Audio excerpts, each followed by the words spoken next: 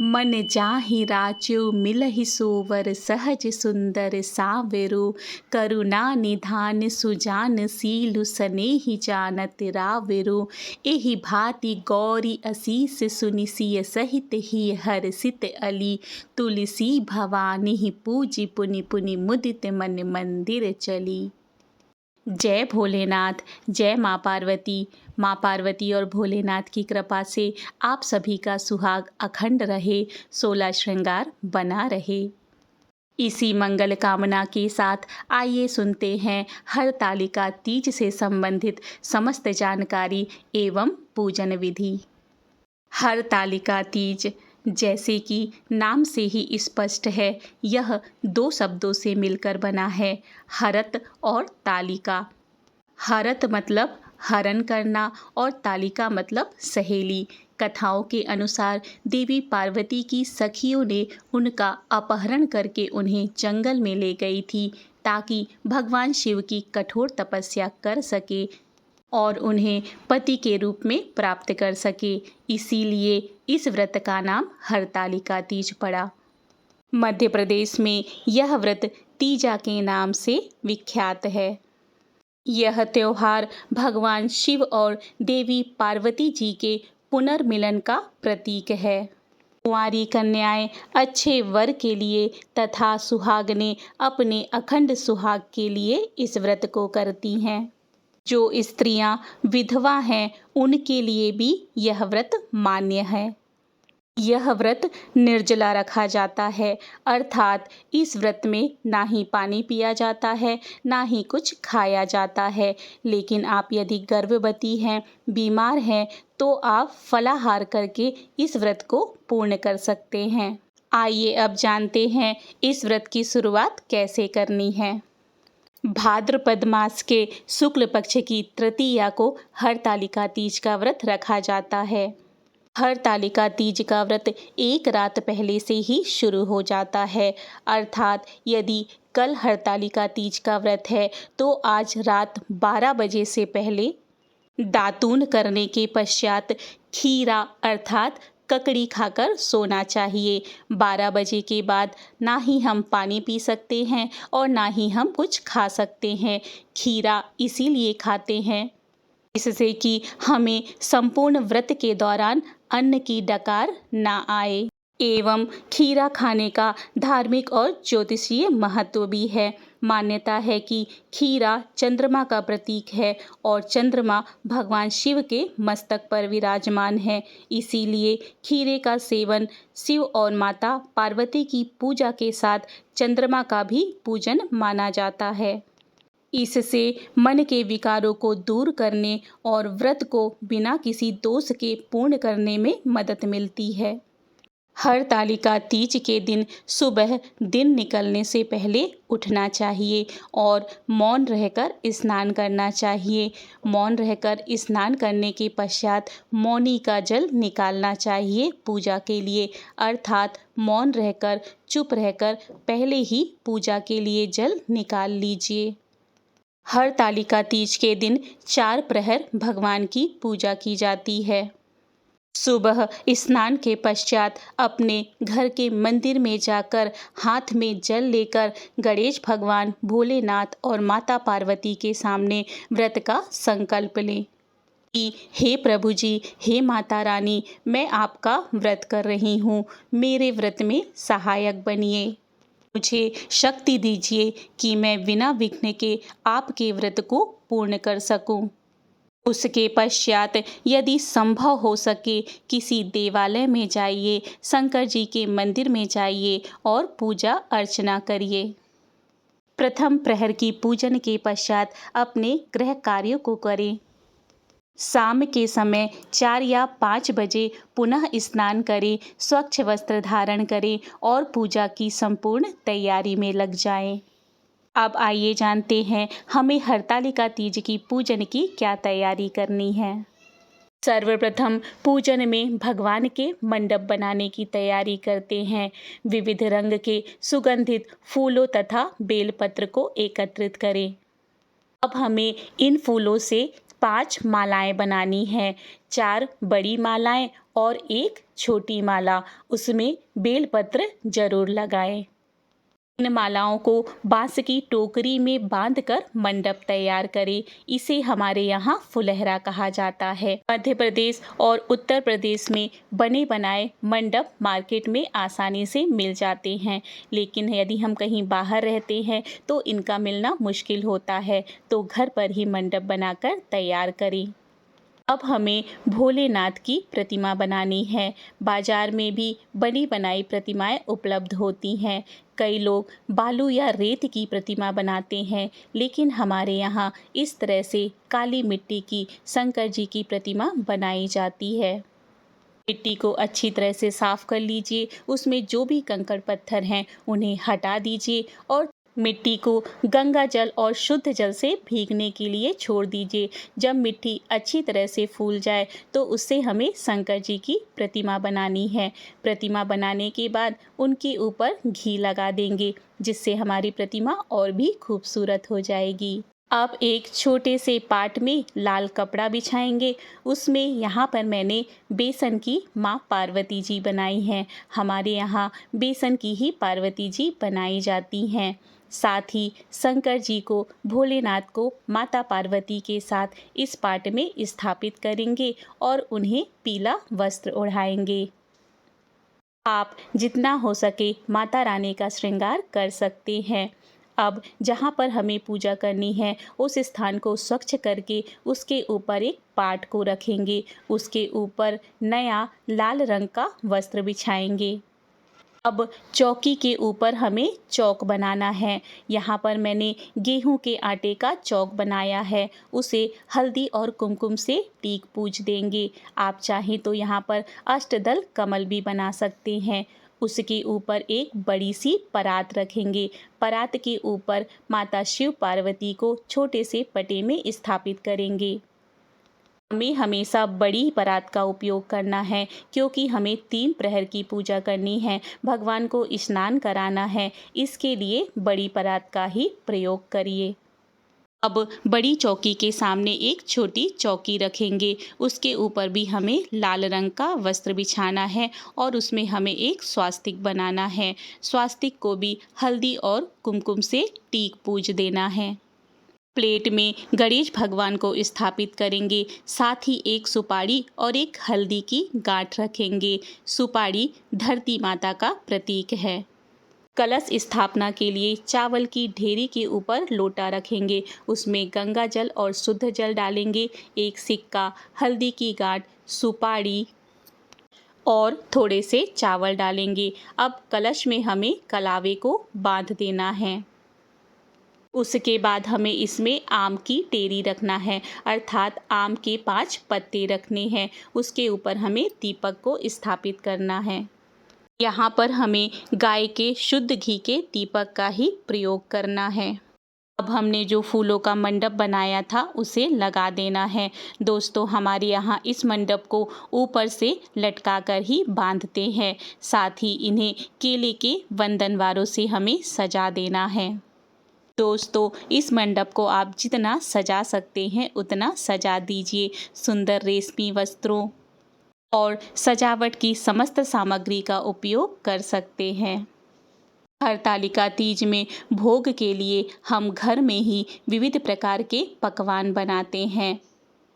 पकवानों को पूजा के स्थान में रख लीजिए। अब यहाँ पर विविध रंग के सुगंधित फूलों को भी पूजा के स्थान पर रख दीजिए। साथ ही यहाँ पे बेलपत्र और धतूरा, साथ ही भगवान शंकर जी को जो भी चीज़ें चढ़ाई जाती हैं, जैसे बेलपत्र, धतूरा, समी, सभी को एकत्रित करके भगवान के समीप रख लीजिए। अब समस्त पूजन सामग्री हल्दी, कुमकुम, लौंग, सुपारी, पान का पत्ता, गंगा जल, भभूति, धूप सभी पूजा के स्थान पर रख लीजिए। अब समस्त ऋतु फल, जो भी इस मौसम में फल आ रहे हैं, पंचामृत को बनाकर एक नारियल तथा खीरे को भी रख लीजिए। खीरे को पूजा में अवश्य शामिल करना है। घंटी, जल से भरा पात्र, वो जल जो हमने मौनी स्नान के पश्चात निकाला था, हरतालिका तीज व्रत की किताब, समस्त श्रृंगार का सामान माता के पास रख लीजिए। पूजा शुरू करने से पहले समस्त सामग्री भगवान के पास ही रख लीजिए ताकि हमें पूजा करते समय बीच में बार बार उठना ना पड़े। दोस्तों, पूजन की समस्त तैयारी के पश्चात आप भी 16 श्रृंगार कर लीजिए। एकदम दुल्हन की तरह सज संवर कर भगवान की पूजा अर्चना कीजिए। पैरों में आलता अवश्य लगाइए। तो शाम के समय पूजन शुरू करते हैं। ये हमारी दूसरी प्रहर की पूजा है। सर्वप्रथम पूजन के स्थान पर आसन बिछाइए। हमेशा आसन में बैठकर ही पूजा शुरू करनी चाहिए। 3 बार जल से आचमनी करेंगे। उसके बाद हाथ में फूल, अक्षत और जल लेकर भगवान का आवाहन करेंगे कि हे प्रभु जी, हे गणेश भगवान, हे भोलेनाथ, हे माता पार्वती, आप आइए और मेरी पूजा को स्वीकार कर लीजिए। अब अक्षत और फूल को भगवान के ऊपर अर्पित करेंगे। सर्वप्रथम दीप को प्रज्वलित करेंगे। सबसे पहले हमें गणेश भगवान की पूजा करना है। गणेश भगवान को जल से पंचामृत से स्नान करवाएंगे। हल्दी, कुमकुम, चंदन का तिलक लगाएंगे। दूर्वा अर्पित करेंगे, जनेऊ अर्पित करेंगे, पुष्प अर्पित करेंगे और भोग अर्पित करेंगे। उसके बाद हमने जो हल्दी और सुपारी रखी है उसकी भी पूजन करनी है। तत्पश्चात हमने जो कलश स्थापित किया है उसका भी पूर्ण रूप से पूजन करेंगे। अब हमें माता पार्वती और भोलेनाथ की पूजा करनी है। सर्वप्रथम उन्हें शुद्ध जल से स्नान करवाएंगे। उसके बाद पंचामृत से स्नान करवाएंगे। तत्पश्चात फिर से शुद्ध जल से स्नान कराएंगे। भोलेनाथ और माता पार्वती को चंदन का तिलक लगाएंगे। भोलेनाथ को भस्म अवश्य अर्पित करें। माता पार्वती को हल्दी कुमकुम का तिलक लगाएंगे। भोलेनाथ को जनेऊ अर्पित करेंगे। माता पार्वती भोलेनाथ को वस्त्र समर्पित करेंगे। वस्त्र में आप ब्लाउज का पीस, साड़ी, कोई भी कपड़ा भगवान को समर्पित कर सकते हैं। वस्त्र के स्थान पर कच्चे सूत को हल्दी से रंग कर भगवान को अर्पित करेंगे। विविध रंग के पुष्प, बेलपत्र, समी, धतूरा भगवान को अर्पित करेंगे।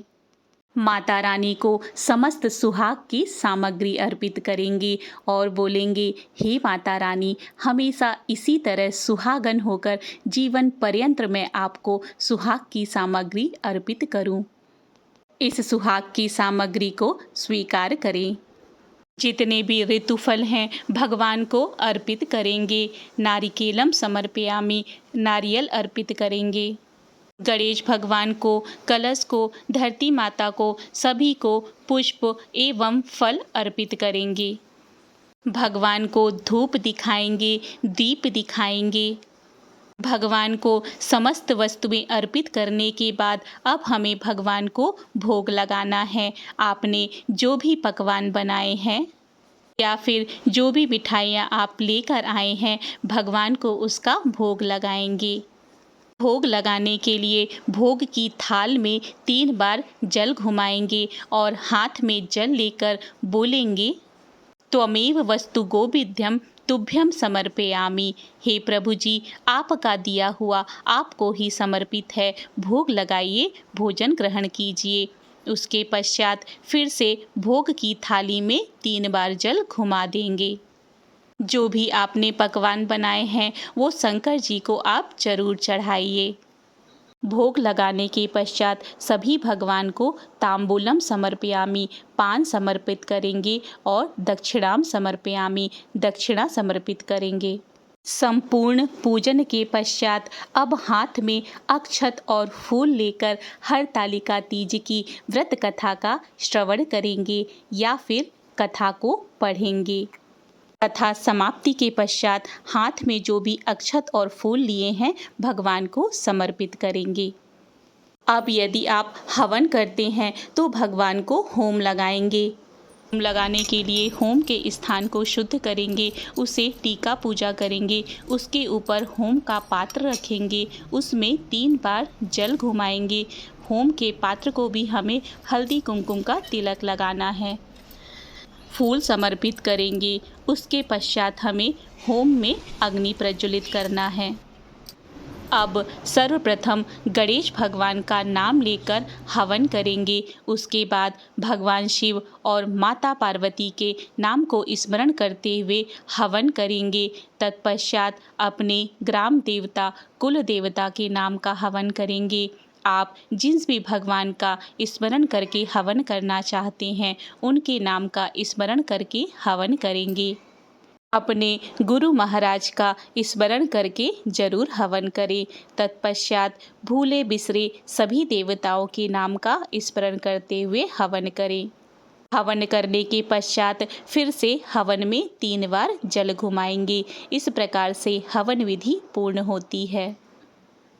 हवन के पश्चात शंखनाद करते हुए घंटियों की ध्वनि से भगवान गणेश, माता पार्वती और भोलेनाथ की आरती करेंगे। आरती के लिए घी का दीपक प्रज्वलित करेंगे या फिर कपूर जलाएंगे। उसमें 3 बार जल घुमाएंगे और बोलेंगे, शुभम करोति कल्याणम आरोग्यम धन संपदः शत्रुबुद्धि विनाशाय दीपम ज्योति नमस्तुते। अब भगवान की आरती करेंगे। आरती करने के पश्चात फिर से आरती में 3 बार जल घुमाएंगे। समस्त भगवान को आरती देंगे, पूरे परिवार को, दोस्तों को आरती देंगे, फिर स्वयं आरती लेंगे। इस प्रकार द्वितीय प्रहर की पूजा संपन्न होती है।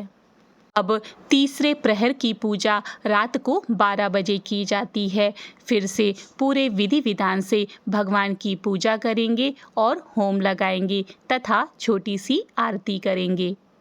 हरतालिका तीज के दिन रात्रि में जागरण का विधान है। सोया नहीं जाता। हम जो फुलहरा बनाते हैं उसे हमें रात को जगाना पड़ता है। उसे बार बार हिलाते रहेंगे और भगवान के सामने बैठकर रात्रि जागरण करेंगे, भजन और कीर्तन करेंगे।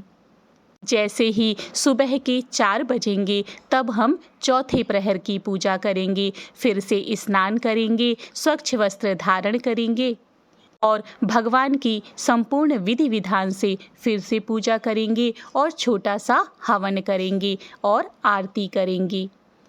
चौथे प्रहर की पूजा के उपरांत सुहाग लेंगे। सुहाग लेने के लिए अपने साड़ी के आंचल से माता रानी को सिंदूर दान करेंगे। फिर माता रानी के चरणों से वो सिंदूर अपने मांग पर लगाएंगे। संपूर्ण पूजन के उपरांत भगवान से क्षमा याचना करेंगे। क्षमा याचना के लिए हाथ में अक्षत और फूल लेकर इस मंत्र को बोलेंगे, आवाहनम ना जानामि विसर्जनम पूजाम चैव ना जानामि क्षमस्व परमेश्वरम मंत्रहीनम क्रियाहीनम भक्तिहीनम जनार्दनम यत पूजितम मया देव परिपूर्ण तदस्तुमेव। अर्थात हे प्रभु जी, हे माता रानी, मैं ना तो आपको बुलाना जानती हूँ और ना ही विदा करना जानती हूँ। मैं पूजा करना भी नहीं जानती। परमेश्वर मुझे क्षमा करे। मुझे ना तो मंत्र याद हैं, ना ही पूजा विधि और ना ही मैं भक्ति जानती हूँ। जो भी पूजा मैंने की है कृपा करके उसे पूर्णता प्रदान करें। ऐसा कहकर अक्षत और फूल भगवान को समर्पित करेंगे। इस तरह से हरतालिका व्रत की चारों प्रहर की पूजा पूर्ण होती है। पूजन के उपरांत माता रानी और भोलेनाथ का विसर्जन करेंगे। साथ ही हमने जो भी पुष्प वगैरह पूजा में उपयोग किए हैं उनका भी हमें किसी पवित्र नदी में जाकर विसर्जन करना है। विसर्जन करते समय याद रखें, हमें नदी या फिर जलाशय में कोई भी ऐसी चीज़ नहीं डालनी है जो कि उन्हें प्रदूषित करे। विसर्जन करने से पहले फिर से माता और भोलेनाथ का तिलक करेंगे, उन्हें धूप और दीप दिखाएंगे। तत्पश्चात भोलेनाथ और माता पार्वती को जल में विसर्जित करेंगे। विसर्जन करने से पहले भोलेनाथ और माता रानी से बारंबार अपनी भूल चूक के लिए क्षमा प्रार्थना जरूर करिए और ये प्रार्थना जरूर करिए, हे माता रानी, हमेशा इसी तरह सुहागन होकर मैं आपकी पूजन करती रहूं। संपूर्ण पूजा और विसर्जन के पश्चात ही हमें पारण करना है। पारण करने से पहले किसी ब्राह्मण को मंदिर में या फिर किसी गरीब को दान दक्षिणा अवश्य करें। संभव हो सके तो ब्राह्मणों को भोजन करवाएं, उसके बाद स्वयं पारण करें। हरतालिका तीजा की शुरुआत हमने खीरा ककड़ी खाकर की थी और हमें पारण खीरे से ही करना है, अर्थात हमें सर्वप्रथम ककड़ी ही खाना है। सबके यहाँ पूजन के विधान अलग होते हैं, नियम अलग होते हैं। आपके यहाँ जिस तरह से पूजा की शुरुआत होती है, जिस तरह से पारण किया जाता है, आप उसी तरह से करें। इस तरह से हरतालिका तीज की पूजन विधि की समस्त जानकारी पूर्ण होती है। हे प्रभु जी, हे माता रानी, इस जानकारी को कहने में मुझसे कोई भूल चूक हुई है तो उसके लिए मैं क्षमा प्रार्थी हूँ। और यदि आप सभी को आज की जानकारी पसंद आई है तो मेरे चैनल को सब्सक्राइब करें, कमेंट बॉक्स पर माता रानी का जयकारा लगाकर अवश्य जाएं। और आपको आज की जानकारी से कोई भी सहायता मिलती है तो अपने दोस्तों तथा रिश्तेदारों के साथ इस वीडियो को अवश्य शेयर करें। मिलते हैं अगली धार्मिक जानकारी के साथ। जय मां पार्वती, जय भोलेनाथ, जय श्री कृष्ण, राधे राधे।